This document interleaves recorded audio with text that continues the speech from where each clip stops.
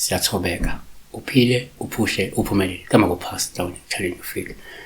Inamba-ke uyisenza kuphela uma ungumlandeli we-channel. So ngo-9 ekuseni ka-5 ntambama usuke ufona, awungathaphi, awuthumela ama-SMS. Ngicela thina kuqala ukufona ngoMsombuluko, nigcine ngoLwesihlanu ngoba ngoMgqibelo mina kuba busy kakhulu, kanti Sunday suke ngisesontweni ngazakwethu.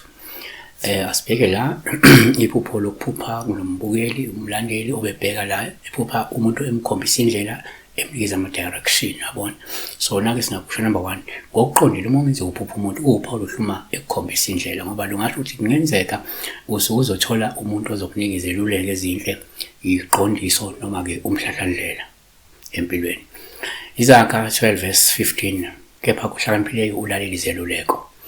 Number 2, ngokwesintu uma uphupha umuntu ungawuphawu luhluma ekukhombisa indlela ngoba lusengasho kungenzeka umuntu unohambo lukamoya olukulindile futhi izidalo zakho noma izidalo zakho singase sikukhombise indlela noma siyakukhombisa indlela njengamanje.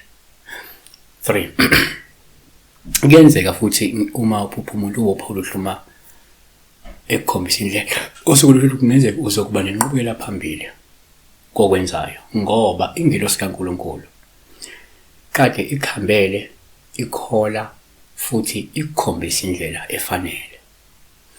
U-Exodus 23 verse 20, bheka ngiyakuthuma ingelosi phambi kwakho ukuba-ke ikulondoloze endleleni ikise endaweni engiyilungisileyo.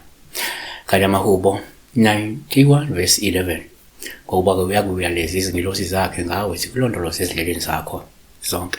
Siyabonga besibheka la uphupha umuntu ekukhombisa indlela noma ekulayela indlela noma ekunikeza ama-direction. Siyabonga, stay blessed.